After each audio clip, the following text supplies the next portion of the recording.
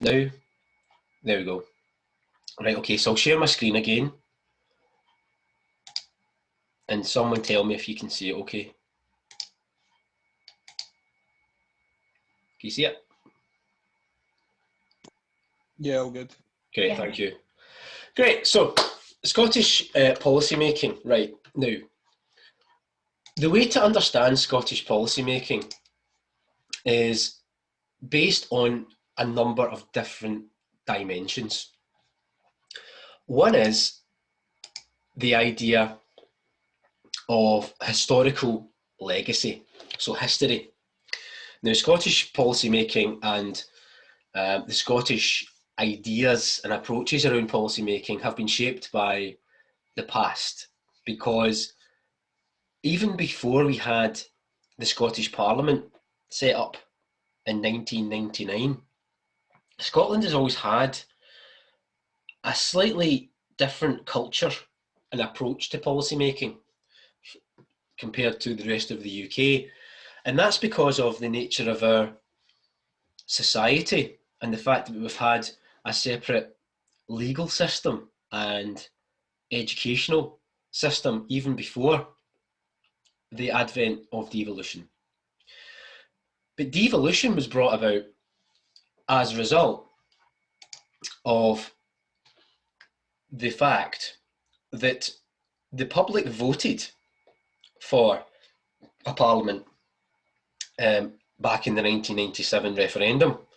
So the new Labour government, who came into office at the UK level in 1997, they won a landslide victory, and they were very committed to the idea of offering a referendum on devolution, not just for Scotland, but for Wales and Northern Ireland as well.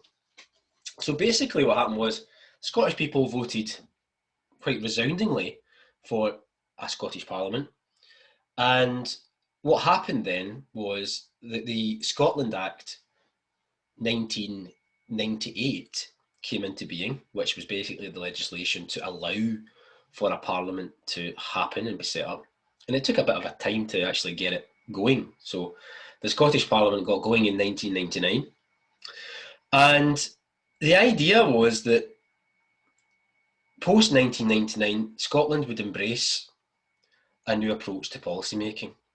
Before the Parliament was set up in the late 90s, there was something called the Scottish Constitutional Convention.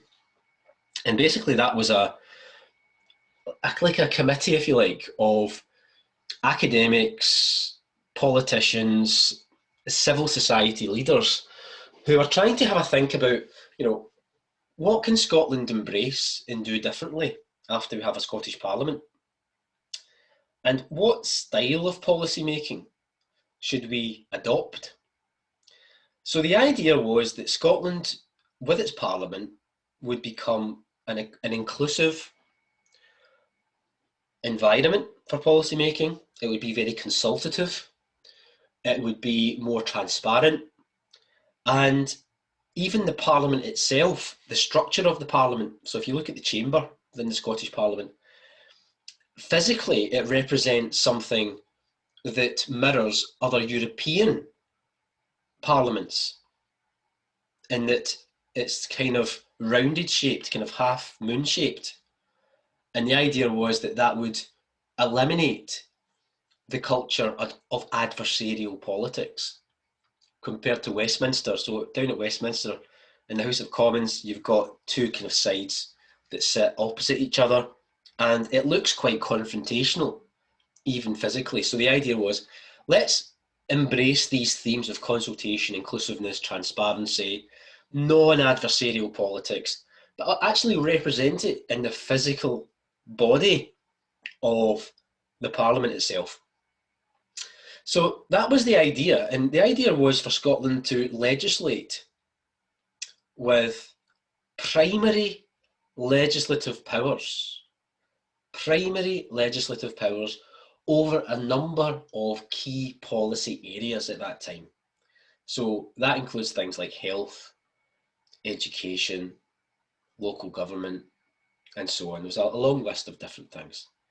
Now, when I say the word primary legislative powers, or compare that with secondary legislative powers, do you understand what I mean by that?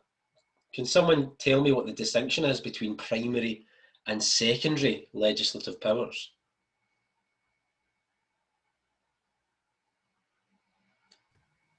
Anybody hazard a guess? Would it be similar to how we look at research? So primary legislative powers from like the actual country, whereas secondary would be from a different party? No, I think I'm just rambling on. Never mind. No, well, at least you're having a go. No, it isn't that, but it's a good guess. Anyone else? Is primary, I'm totally guessing, is primary about developing your own legislation from the start, and secondary is about it coming from Westminster or Europe and then being applied? Yes. Okay. Right. Nearly there. Right. So, right. Let's distinguish. So but that's a good answer. That's a good answer. Primary legislative powers is when you can create laws off the bat, on your own. You don't need the authority. The Parliament can legislate on new things, right? Brand new things, and have the opportunity to be quite innovative with the creation of new law. Secondary legislative powers is what this Welsh Assembly had after 1999 when they got set up too. Secondary legislative powers is when there's an existing Act of Parliament at Westminster, but you only have the power to change aspects of the existing legislation to suit your own environment, your own context, right? So you can't tear up the Act of Parliament at Westminster and go completely your own way. You adapt the existing law under secondary legislative powers. Now, Hugh, you mentioned the European dimension, and I just want to clarify because it depends on that one. So, for example, say the Scottish Parliament has primary legislative powers over the environment, right? So environmental powers. European law on the environment overrides national legislation and subnational legislation, right? So if you've got a European directive for the environment, even if you decided the Scottish Parliament or even at the UK level that you wanted to do something differently, you couldn't, because it's the European law which overrides. And that's really part of the debate, isn't it, about Britain's place in the EU and whether or not, who has the power, who has the control, who has the democratic levers. But there's a big but there. Normally what tends to happen around directives from the EU, so say there's a new directive from the European Union on trying to lower your carbon emissions, the Scottish government, or the Scottish Parliament I should say, can legislate within the spirit of that legislation, because the directive is loose, quite loose, and it's a framework to work within. So you can adapt your legislation subnationally within Scotland to suit the spirit, if you like, of that law. But say, for example, there was a regulation. So there's a difference between a directive and a regulation. A directive is when you've got a framework and you try your best to kind of accommodate that framework, and the European Union will check whether or not you're adapting to the directive as you should be. On the other hand, though, if the EU came out and said, and this is before Brexit, by the way, if they said, there's a regulation we want to implement on food safety, right? So that foods aren't contaminated and folk don't get ill or whatever.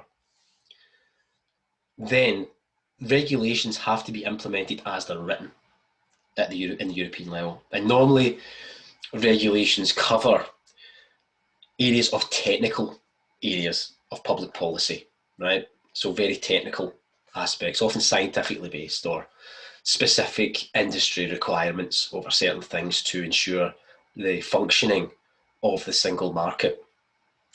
So it's a wee bit complicated, right?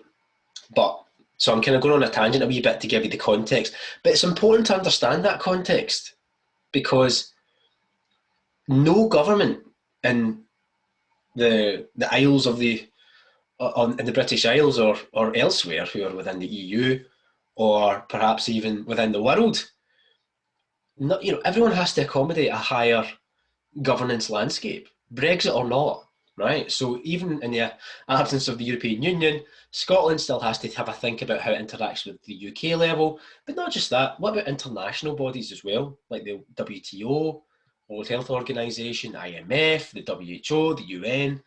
So in a world of global governance and globalization, there's always a level above you whereby you have to compromise and think about how your legislation relates to a number of different stakeholders and areas. And that's one of the debates around Brexit. So, and John Major talked about, the former Prime Minister talked about this idea of taking back control, getting out of the EU to save your sovereignty, to him was a red herring, because you compromise your sovereignty in different ways to different stakeholders who are there within a global governance landscape. So that's a debate that could be had, and you might have your own views on that. But the point is fair in a way, because it's this idea of accommodating a higher level of governance. So multi-level governance is a dimension that we have to think about quite carefully. So the Scottish Parliament had primary legislative powers, and then what happened from there? Well, quite clearly, you have an executive that's set up. At that time, it was called Scottish Executive. Now it's called the Scottish Government. And the idea was that, unlike Westminster, the electoral system for electing members of the Scottish Parliament would be different, and they would have proportional representation, known as the additional member system, to appoint members of the Scottish Parliament. The idea being that you would produce coalition governments. So first past the post at Westminster tends to produce majoritarian, well, it's a majoritarian approach to elections, where it produces an overall majority for the government. In Scotland, the idea always was that coalitions were in keeping with this idea of a consultative approach to governance. But we've found in recent years, haven't we, that it doesn't always work out that way, because if a particular party gets enough votes, they can still get a majority, even if it's a minor one. So the SNP government has demonstrated over a period of time how that's possible in Scotland. Okay, so up until 2007, you had the Labour and a Liberal Democrat coalition, and after 2007, we've had the SNP government under Alex Salmond, followed by Sturgeon, who took over in 2014, right? So that's the basic governance landscape. Again, like I said, Parliament has primary legislative powers. There's lots of powers that still remain at Westminster, of course, but that has changed a little bit over time, because after the independence referendum in 2014, the Scottish Parliament had a little bit more powers. But some of the major macro policy areas, now I say macro policy areas, what I'm referring to are the kind of significant world-beating, major areas of governance control still remain at Westminster. So things like our relationship with the EU, foreign affairs, defence, immigration, social security, and the like. Of course, there are grey areas, and this is the thing that really interests policy researchers, because sometimes trying to find where the power lies is not always easy, because there's some areas of public policy which transcend the multiple levels, and different levels of governance have different claims to aspects of the policy. So If you think about something like fisheries policy, fisheries management, the management of fisheries is devolved to Scotland, but the actual negotiations around fisheries quotas is actually reserved. Hence the big debates at the moment around getting a Brexit deal. So fisheries is one of the big sticking points, isn't it? And one of the reasons for that is because the UK government have control over that, and they're trying to negotiate around it. Agriculture is a good example as well. So again, it's about trying to figure out, even within one policy area like fisheries, which aspects of that policy area are reserved or not. So what I'm trying to say is, it's not always straightforward, okay? So it can be a little bit of a patchwork in terms of understanding the context of each policy. And of course, we've seen Brexit, we've seen the independence referendum, sorry, it's a faux pas there. And these are interesting examples, these referenda, about how we might come to think about how public policy is made in the future. If we think about the constitutional landscape over the next 10 years, it makes you wonder how it will look, given the demands for another referendum for Scotland, and also the aftermath of Brexit and how that is going to look within the context of post-COVID recovery. So it's quite possible we'll see more constitutional change over the next 10 years, whether or not that's increasing devolution or independence for Scotland. What we can predict is that it's not going to stay the way it is at the moment. Very, very unlikely. Okay. In terms of the composition of the parties, so table here, you've got parties in Scotland. MSPs, members of the Scottish Parliament, gives you the lowdown there. Obviously, the SNP have most members of Parliament. That's people down at Westminster. There's members of Parliament at Westminster. Again, the SNP are in line there in terms of, or have the most there. And MEPs, that gives you the spread of MEPs, but then again, they're irrelevant now anyway because of Brexit. But it just gives you a sense of the landscape, which indicates that there has been some change in Scotland over the period. So the Conservative Party, in terms of the MSPs here, the Scottish Conservative Party are now the official opposition within the Scottish Parliament. A lot of people would never have predicted that when the Parliament was set up back in the late 90s.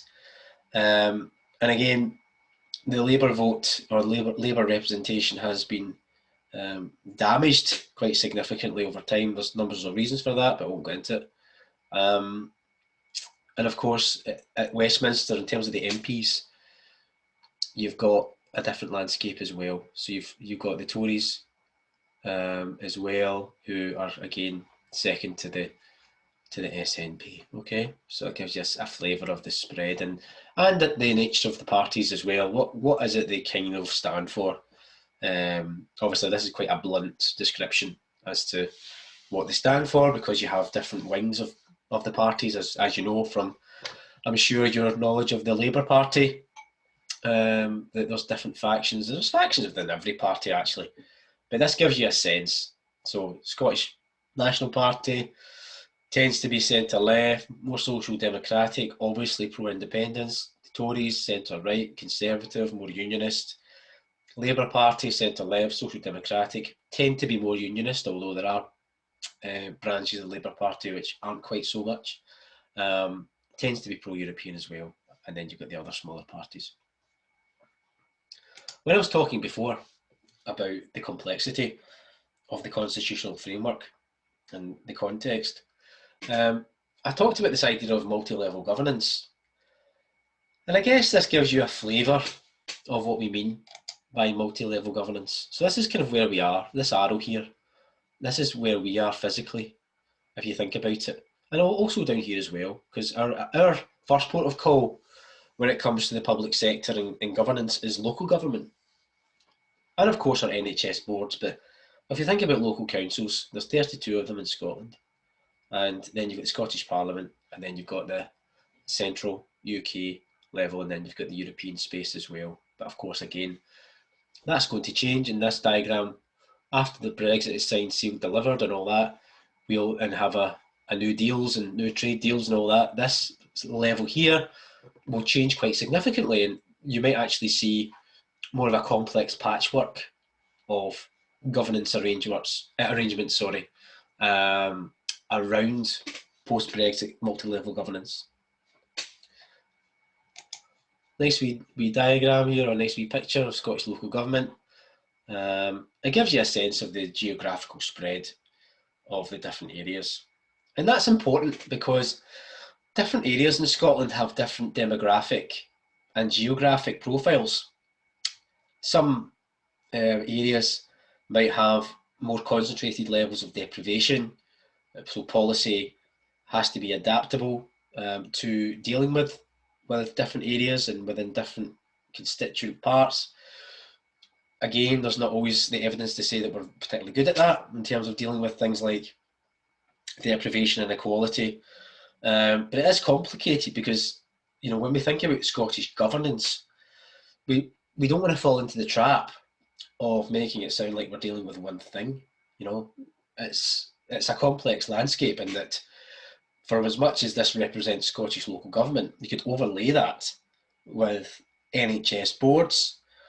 You could also think about the recent developments, and I say recent because it has been, in comparative terms, the advent of health and social care integration. The idea of NHS and local government having to work together to deliver health and social care. And to be honest, that looks very different across the country because you're dealing with different population groups and different inequality profiles across the country. So how you deliver in Highland the kind of health and social care will be different to how you do it in Western Bartonshire, for example. So again, this idea of localism, local policy making is important. You'll see from the chapter that I've directed you to by myself and my colleague that this idea of localism is quite tricky in Scotland, because for as much as localism has represented the driver or theme of Scottish governance, particularly since the SNP's been in power since 2007, it's hard to deliver it successfully. And I say that because localism isn't just about saying to local areas, right, go away and get on with it, and lead as best you can within your areas and deal with the problems you face in your local areas. It's also about how you go about localism, how you orchestrate it, how you architecturally shape it, because government isn't just about saying, right, go away and get on with it. That process has to be supported, and it has to be strategic. So you'll see from the middle page that I've put on the Scotland's performance framework, which represents the programme for government in Scotland. The idea being that there's a number of principles and ideas within that, which local areas, civil society bodies, NHS, etc., should be working towards. And I suppose that's okay, you know, having that kind of strategic mindset and direction for governance in Scotland is important. So I don't think there's anything wrong necessarily with the idea of it. But our argument has been that it has to be supported. So it can't be a case of getting away and getting on with it, because how are you going to demonstrate the difference that you've made as a local area to these national level outcomes if you don't have the resources and capacities to do so? So when we say the resources and capacities to do so, what we're really talking about is how to demonstrate change, how to evaluate your contribution towards these outcomes. So I was a public servant in Scotland before I went into academia, and a lot of my research is on public sector reform. And one of the things that has emerged within my own experience and my research is that those that are tasked locally within, say, health and social care integration areas or within local government, NHS, often don't come from an evaluative background.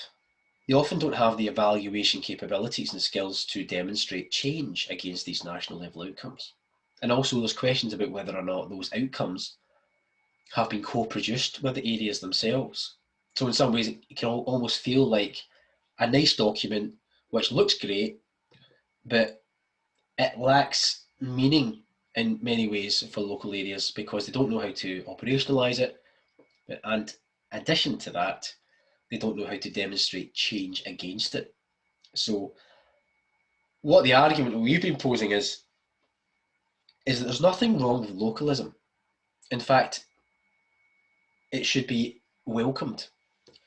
But localism that's not supported and strategically operated and organised is problematic because you won't get the evidence of change that is required, because really what you're trying to do is evaluate against those national performance indicators. But if you don't do it effectively, then what you're trying to say is, well, the evidence base for Scottish governance is undermined. So that's been our argument within our work.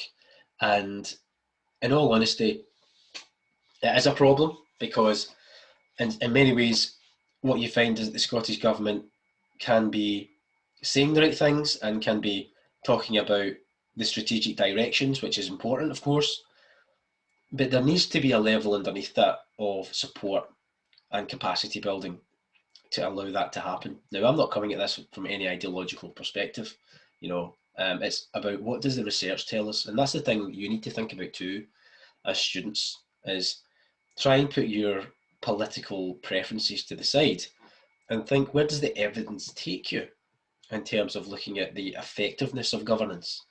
Now, obviously, you're doing a module on comparative governance in public administration, and Scotland's just one example of that. Pardon me, but any governance landscape that you look at, you have to kind of weigh up, once looking at the political context, looking at the details of governance, is what is it I'm finding here? What are the gaps? What are the implementation issues?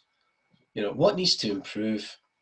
So this diagram gives you a representation of Scottish local government, but it doesn't tell you everything because of all the debates that surround it. Okay, so we've talked about this multi-level governance. You've got these slides anyway, by the way, so don't worry if I'm flying through them. So we've talked about that Scottish approach. Okay, a chap called Paul Kearney has written a lot about this idea of the Scottish approach to policy making, and Paul Kearney talks about the debates around this. And he talks about that. He talks about whether or not, after the Scottish Parliament was set up after 1999, whether or not Scotland has kind of fulfilled those objectives of being consultative, being transparent, non-adversarial, more open. And I think it's fair to say that the Scottish Parliament itself has been more open. There's more opportunities to get evidence into policy. There's more consultation. I've been part of that myself and different things. But the extent to which the effectiveness of governance is being taken on board is a big question in terms of the coordination of the public sector. And I think we're seeing that quite a lot. I mean, don't get me wrong, the COVID situation would challenge any government, and it does challenge all governments. Sometimes a crisis, it can expose the problems that were there already and exacerbate them. So some of the challenges we've had in terms of the communications around care homes and COVID in care homes, the integration of different services, some of the communication challenges between COSLA and local government, the extent to which the resources are there and available. Not just that, but also the skill sets for dealing with the crisis within the civil service in Scotland. These are big questions, and I would argue that these questions aren't new. In some ways, they're kind of long-standing issues. So a crisis can expose things. But then again, I will caveat that by saying that this particular COVID crisis would challenge anyone. Having said that, there has been an approach of divergence in Scotland. So when the Scottish Parliament was set up, the Scottish policy making process, or the areas of legislative change, there are examples of where Scotland has taken a different approach. So if you think about things like student finance, tuition fees, the introduction of minimum unit price for alcohol in Scotland, the approach, the way the NHS is created and operationalised in Scotland. One of the first acts of the Scottish Parliament actually was a Mental Health Act as well. So there has been attempts to be innovative on areas of policy. And I mean, even when the evidence base, the same evidence, was presented to the UK government around minimum unit price for alcohol and the reasons to introduce the idea, which was based on the fact that there's a relationship between consumption of alcohol and its affordability. So those people that were living in more deprived circumstances would buy high volume, cheap booze, and that would be bad for their health, and it would lead to inequalities in health and also early onsets of death and mortality and morbidity around alcohol-related conditions. So Scottish Government looked at the evidence and introduced a minimum unit price for alcohol. The same evidence was given to the UK government, but they decided not to introduce this. And the reason for that is because of ideological differences between the governments. So in Scotland, the Scottish Government viewed minimum unit price for alcohol through the lens of public health. Down in Westminster, the policy was viewed through the lens of economics and the idea of civil liberties. So the idea being that at Westminster, the government said, well, increasing the price of alcohol on high volume content would be harmful to moderate drinkers. So that was their kind of take, the nanny state issue. So don't become the nanny state. Where in Scotland it was looked at from a different perspective, and I think that's important because that tells you something about how ideology can shape how you frame problems and the policies that follow through from that, right? So ideas are very important. And again, though, one of the things that has plagued public sector governance in Scotland in a way has been the politics of it. There's no doubt that the Scottish Government's raison d'etre, if you want to call it that, or the party of government is for full independence for Scotland. And obviously, the Scottish Government tend to look through that lens, again, in terms of how they approach policy making. And that's not surprising, but given the fact that the Scottish Government is led by the Scottish National Party. I mean, of course. But then, has that had an impact on what I was talking about before in terms of the leadership and management of the public sector, in terms of the effectiveness issues and the architectural approach to having a coordinated approach to localism? Well, I argue that it has had an impact on that because, with any definition of politics, you're dealing with an allocation of scarce resources and you've got to make decisions on where you prioritise.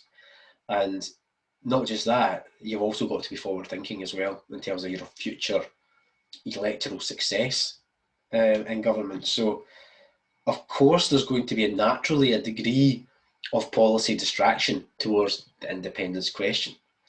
And one of the things that is the cost of that, in a way, is perhaps less attention to the day-to-day governance in Scotland. And in some ways that's a law of economics, this idea of the opportunity cost. The opportunity cost means that if you decide to do something, invest in an area, so say Scottish Government decides to invest in tackling inequalities, you make a conscious decision to do that. but you've got scarce resources fundamentally, so you have to prioritise. So in that circumstance, what are you not investing in? So the thing you're not investing in is the opportunity cost. What are you willing to put up with to ensure that something happens?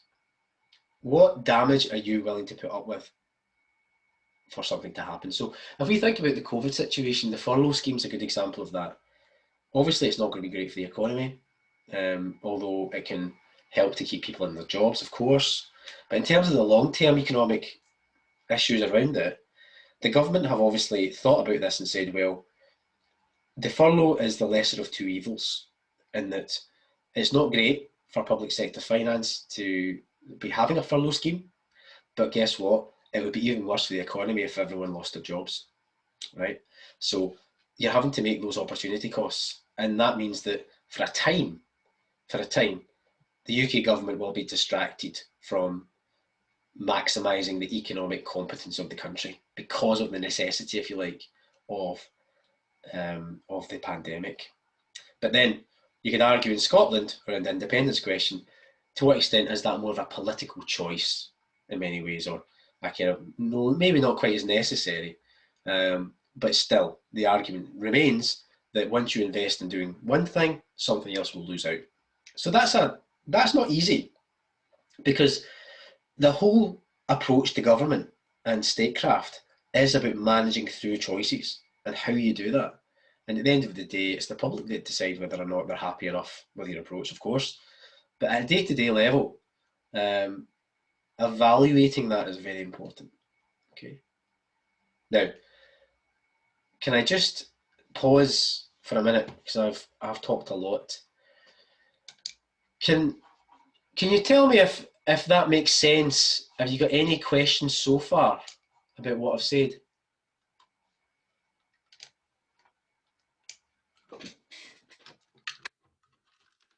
Any questions at all? Could you even just turn your mic on to say, I get what you're saying, because otherwise I've got no idea. It does make sense. Thanks, John. Oh, Thanks. sorry, Hugh. Sorry. No, you go first. No, you go on. Okay. I'll put my video on so you know who you're actually talking to. Hi. I liked what you said about the furlough, because that's what I'm going to do my dissertation on. So it was quite interesting that you actually brought that up, because it kind of puts it like into context for me. You know, I need to have like a specific thing that I grab onto when I'm learning about something, if that makes sense. Oh, I think I'll do. Yeah, absolutely. Yeah, but no, I think, like, obviously, as you said, you've said a lot, so it's a lot to take in. But it has been. Maybe it was a good idea to record it. Yeah, I know. I think I'm gonna have to watch it back and listen again. Yeah. So, what were you saying, Hugh? Yeah, one example that came to my mind was around localism. So I work for a council in Falkirk, and we have a real issue about most of our climate emissions come from the petrochemical industry, which is the main source of our jobs. And at a local level, the politicians are currently saying, "Oh yes, we must do something about climate emergency." But we've actually done nothing since the kind of climate declaration. Well, nothing tangible. But then one of our climate change specialists said to me a few days ago that the government are likely to, as part of the new regulations, are likely to introduce powers to allow local authorities to take action. Right. Now, what shape that takes, we don't know yet. But what will be really interesting is if that comes in next year as part of alongside elections, then what are the politicians going to do about it when we issue a climate declaration because of the, no disrespect to Greta Thunberg's jumping up and down, but when it actually comes down to now we've got the powers, what we're going to do. And I guess there's some sense I get that sense for the Scottish Government as well in Brexit. It seems to be quite an easy thing for them to take a position of, well, Yeah, on emergency planning, we're not planning because it's not in, we didn't make a choice. Well, you've still got consequences to manage. indeed. Yeah, yeah, that's true. I think that's a good point. And I think sometimes once you get something that you've been aiming for, it's like, how are you going to implement it in the most effective way? So you're right. I think some of these big principal areas of policy making are all fine and well, but the devil is in the detail. The devil is in how you coordinate and implement in the most effective way. Absolutely right. Any other thoughts from any other students? Any questions at all? Hi, John. Hello. I was, yeah, I was just thinking about the events, I think of 2 days ago when there was this talk of, I think, Boris Johnson saying to his Conservative MPs that the devolution was the worst thing to have happened. Uh-huh. Yeah, so I was thinking how the SNP might take that, whether it would push them, obviously, push them further for independence. Yeah. Yeah. I know it's a good observation, and obviously what the UK government have tried to do is spin their way out of that a wee bit by saying, oh, Boris Johnson supports devolution. It's just that under the SNP they've made a hatchet job of it, and it's been bad and poor. Obviously, the SNP are going to get a lot of mileage out of that, aren't they? Because they're going to claim that the UK government never liked the idea in the first place, and although it wasn't the Tories that introduced devolution, it was New Labour.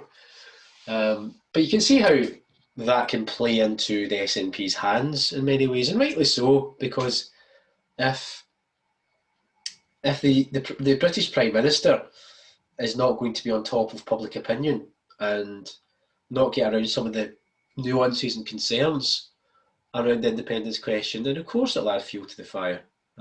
Because whether or not you agree with Scottish independence or not, I'm sure some of you do, some of you don't.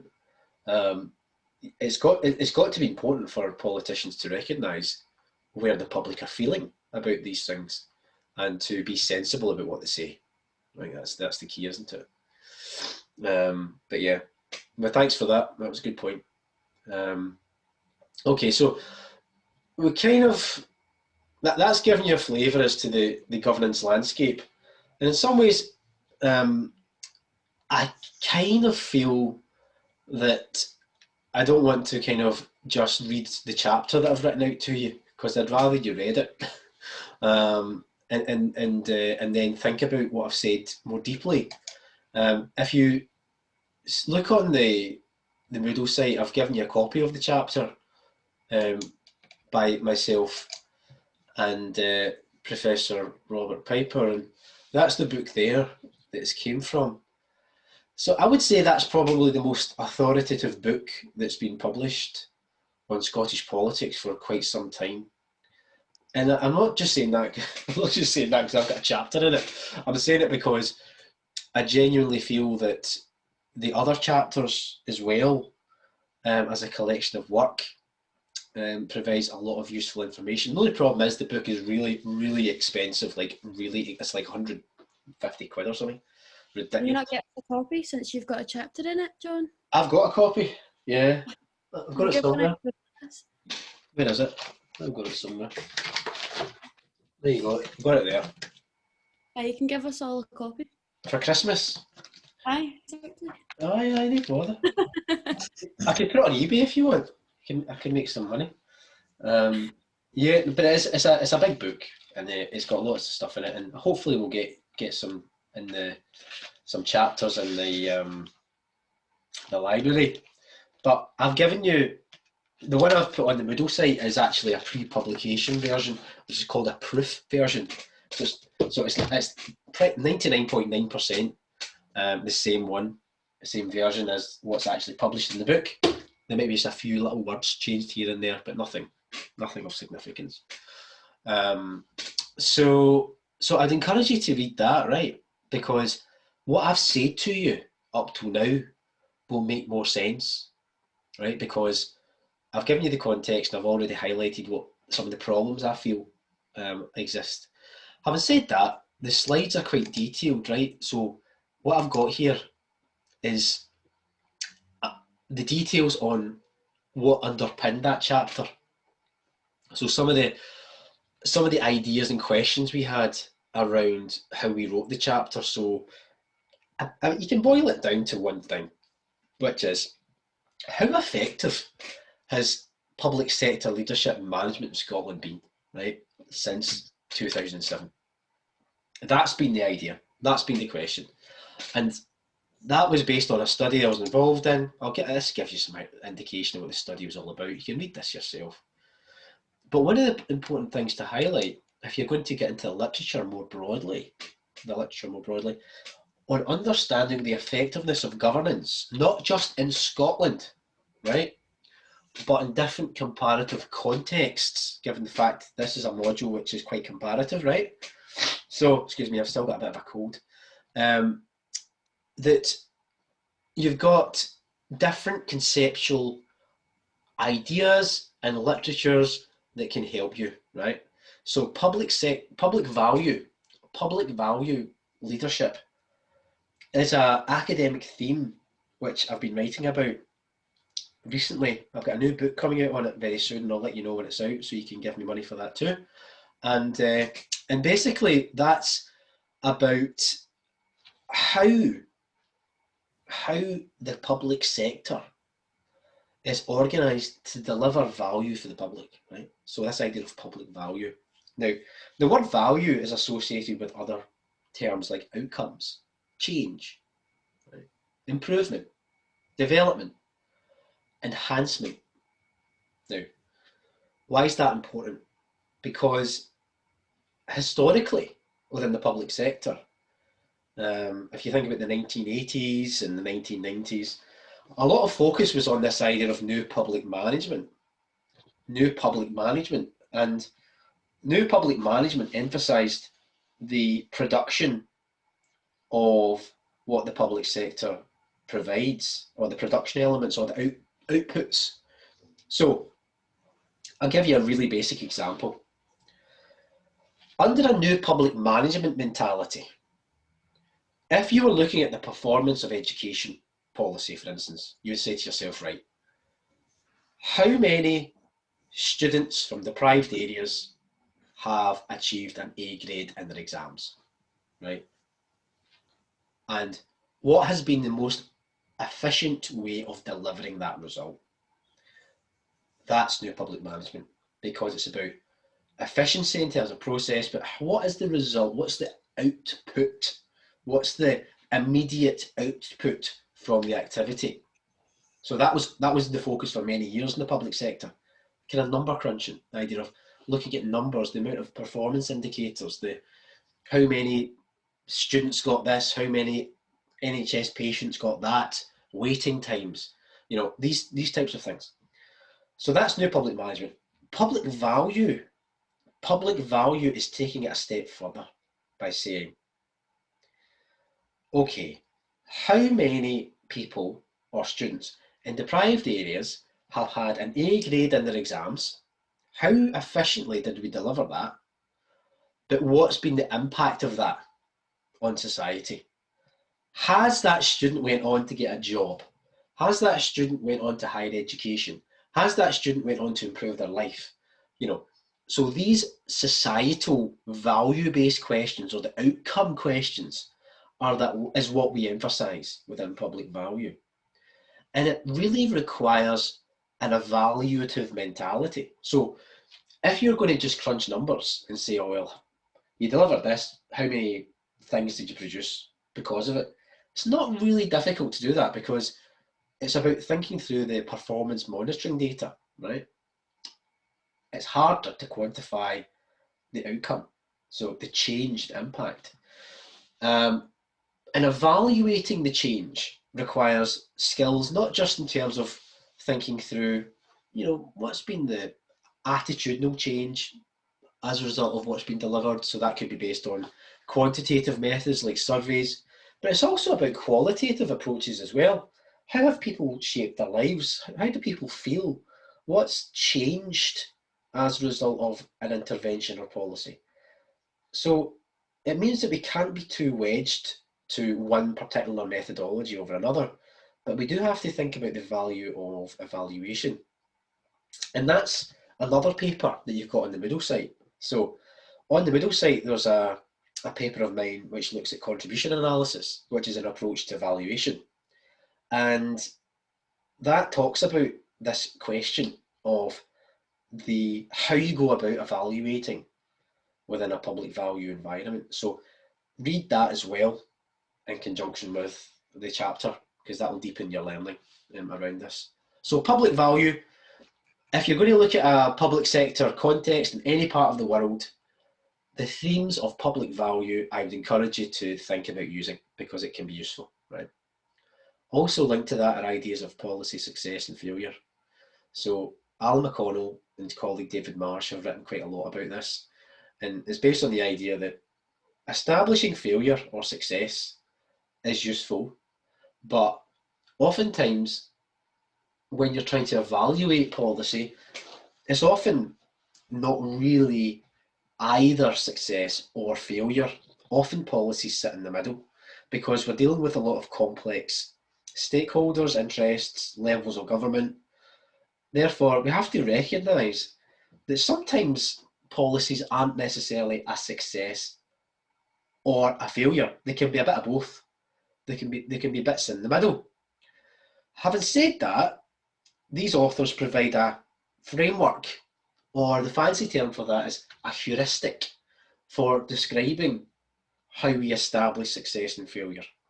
And they talk about different levels. So political failure or success, process failure or success, program failure or success. And the idea is you could actually have different levels of success or failure in those different categories. So something can be really politically successful in that the politicians are seen as, or the government is seen as popular for introducing the policy. There might not necessarily be there might be a consensus amongst political parties for the introduction of something. But actually, at a process level, in terms of the process of making decisions and maybe the implementation of them, so at the programme level, they could be a bit ropey. They could be a wee bit tricky. So an example would be, if you think even at the moment, politically, I think there's probably general support amongst political parties for the introduction of a new lockdown in the west of Scotland, right? So which is happening tonight. It's 6 o'clock, I think, right? The process and the implementation of it might be tricky because ensuring its compliance, and sometimes there's some debates around which shops are open, which shops are closed, and some of the rationale for that. In the fullness of time, might we look back and say, do you know what, at a kind of process and implementation level, there was some questions there, and I'm not quite sure if it was a success. But politically, at the higher level, it seems to be generally agreed that, amongst political parties, that it's the right thing to do.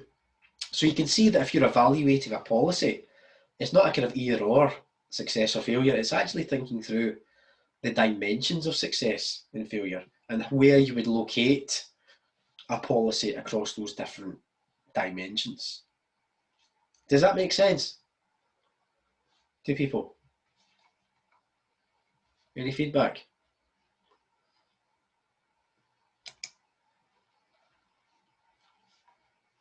What do you think?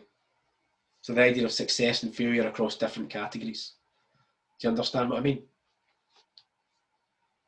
Somebody talk to me. Yeah, I get it. Good. And if anyone doesn't get it, tell me, right? Because I need to know that you're getting it. All right. Anywho, where was I? Aye.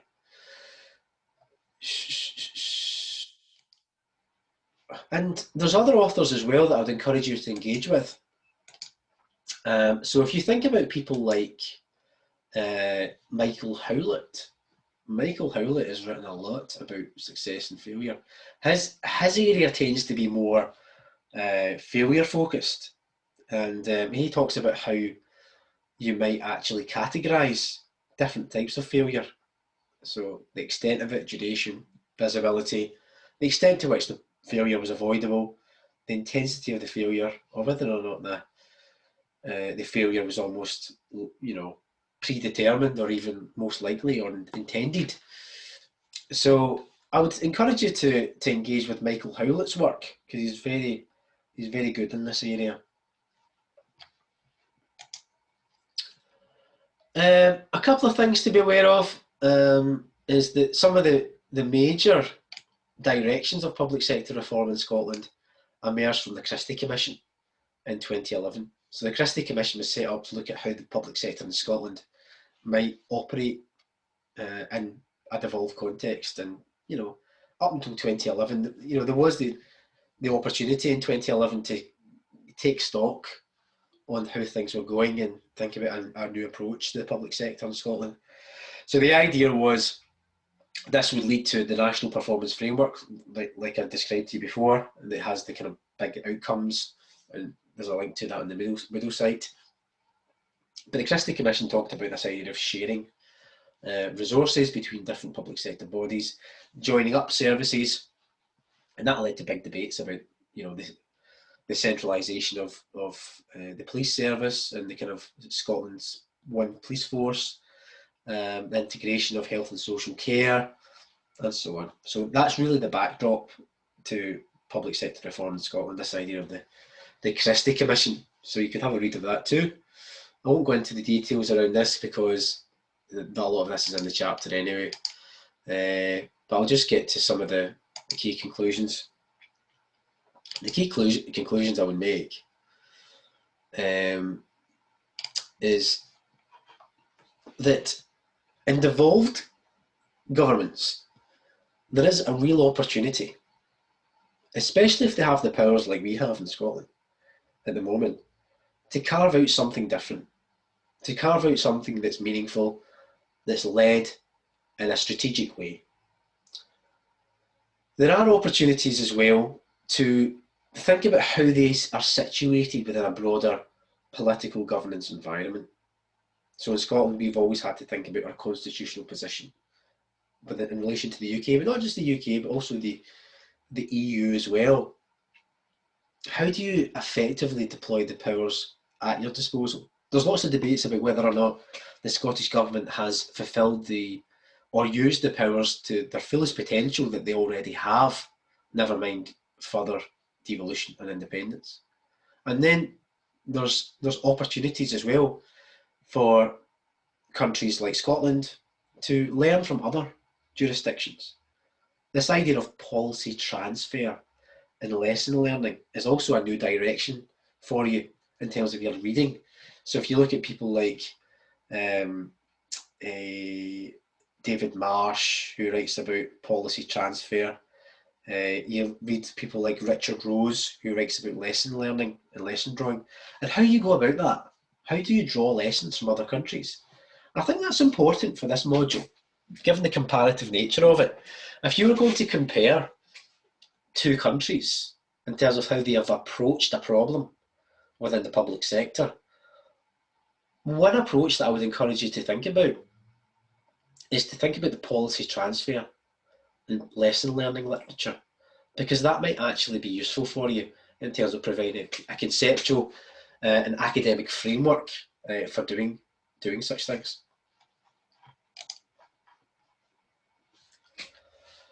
Of course, the structural dimensions of the public sector should not be underemphasised. One thing to avoid when you might go on to be a senior person within the Scottish public sector or beyond. And one of the things that I would encourage you to do if you are ever in that position is to don't think that that matters of process and structure don't matter. They do matter. Carving out effective networks is not easy, of course it's not, but due attention is needed for it, and the role of evaluation is very important too. And leadership is important as much as management, if not more so. So the kind of leadership and management dilemma, or the relationship between them, should always be thought about. And organising for reform in the public sector, it it does sound easy. It's not easy because you're dealing with different communities and interests, and when I say communities, I mean policy communities. So different stakeholders that want different things, but there are ways of doing collaboration and engagement. And again, the paper that I shared with you on contribution analysis is one way of going about it. But engendering a strategic focused landscape for public value is important. And if you don't do that, if you kind of think that, well, you know, we'll create some broad national principles and then we'll just let folk get on with it, and we'll just encourage localism. It's a bit like saying, build it and then they'll come, without any real attempt to get the architecture of the public sector right. And a build it and they will come argument will not wash within a governance context. So having some time and intelligent discussion around such things is very important. Okay, so I'd like to stop there. And if you've got any questions, I'll stop sharing the slides now, but you have these slides on the middle page, so don't worry, you've got everything you need, and I've recorded this now as well. I'll share the recording. Can I ask if anyone has any reflections, questions, concerns that I can help you with? Obviously of an academic nature.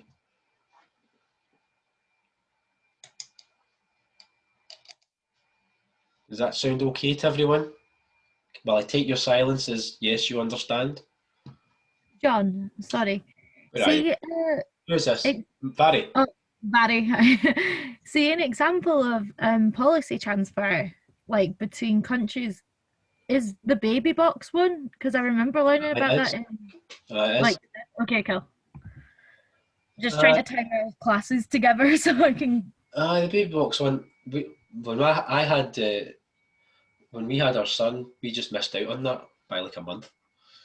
But it's a good idea, isn't it? I think. Yeah. Is it Sweden it came from? I think so. It was Sweden. Yeah, yeah. Do you know anyone that's had a baby box? Not really. Yeah. But I know a load of people that have recently had babies but not got the baby box on. They might have not advertised that they've got it, but I've not really heard much about it. I've heard that a lot of them have been seen in charities. Oh, really? So a lot of people that don't need the baby box give it away to charity.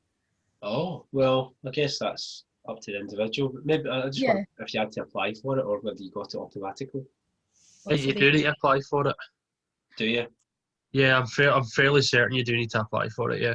Yeah, yeah. I guess if I was doing a policy transfer piece on the baby box, one of the things that I would try and understand is what was the rationale for it in Sweden in the first place, and link it with broader policy themes and issues. So I presume the Scottish Government introduced it because they wanted new parents and new children to have some kind of, if you want to call it a level playing field, but I don't think it's quite that, but some kind of support from government and to kind of help them on their way. And kind of, is the rationale for that because of inequality? Is it purely political to try and say that the government from the very start of a child's life wants to show that they're being helpful?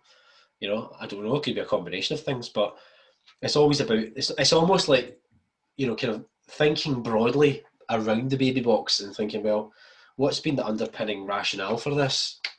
So that's what I would probably do. Yeah. Any other questions at all?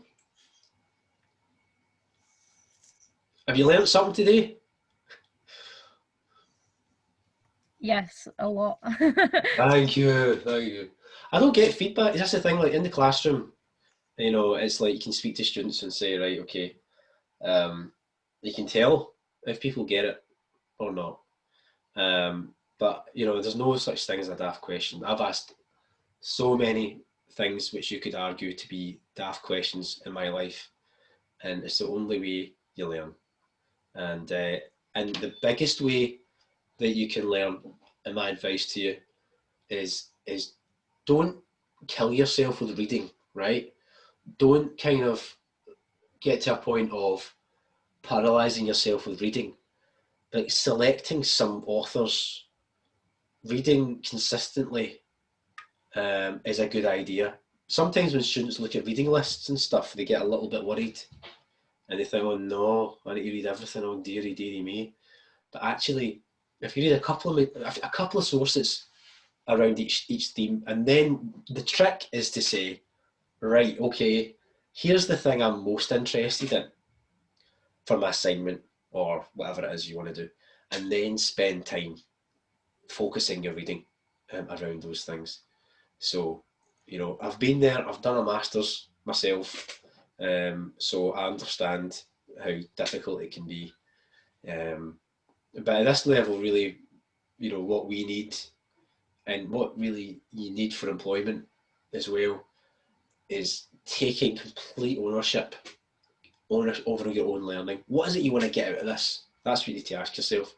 Because you could all do the same stuff, right? But if you want to get something out of this, it's about saying, what is it about this course I really am interested in, and I want to, and by the end of the year, I want to say I have done this and I feel more expert in that. Because you want to start putting that in your CV and then writing your dissertation about it. And, have you all decided on your dissertation topics yet, or is it too early? We had to hand in proposals the other day. Oh, right, okay. So we're just getting our supervisors, and then I think then if it needs to change, then it will change. Right, okay. Oh well, it's something to hopefully look forward to, because it can be intimidating, and I'm sure many of you have done a dissertation before, as an undergraduate student, and masters should be, in some ways, an opportunity for you to develop some expertise through your dissertation. So I think it should be a welcome thing. Don't worry about it. The key thing is not leaving it to the last minute and working on it consistently. And even if at this stage it's about taking notes and start to write and to kind of have some consistency around your writing, because there's nothing more intimidating than a blank page. So if you can start writing consistently, it will really help you. But anyway, you'll get there. And so, as I say, after this session, I'll put this recording online. I'll try and find a way of doing that. I think I should be able to just upload the recording as it is, maybe as an MP4 file. Don't know. I'll find a way. Yeah, I'll find a way of doing it. But do the reading, read the chapter, read the other sources I've given you, and if you get any questions about it, email me directly about it. And but if not, I wish you all the best, and I'll see you again, I'm sure. Who's taking Global Crisis Management in T2? Is anyone on that module? I've got that one. I think I'm on it as well. Brilliant. The best module. Yeah, I'm doing it. Best module of the year. Definitely. So I'll see you on that module, because I lead that module. So we take it from there. But listen, all the best, and don't worry. All will be well. We'll get through this pandemic, and I hope your next few weeks of Tier 4 lockdown. Are you all in Tier 4? Are you in different parts of the country? I think it starts. What's that? Sorry, you in Tier 4? Yeah, I think it starts at 6 o'clock. Yeah. 6 o'clock. Yep. I'm afraid it is. Yes. But we'll get through it, and listen, if you get any questions, as I say, get in touch, and look after yourselves, okay? Thank you. I'll say Thank cheerio for now. Bye. All right. Thank Cheerio. you. Bye. Thanks, Sean. Yes. All the best now. Cheerio.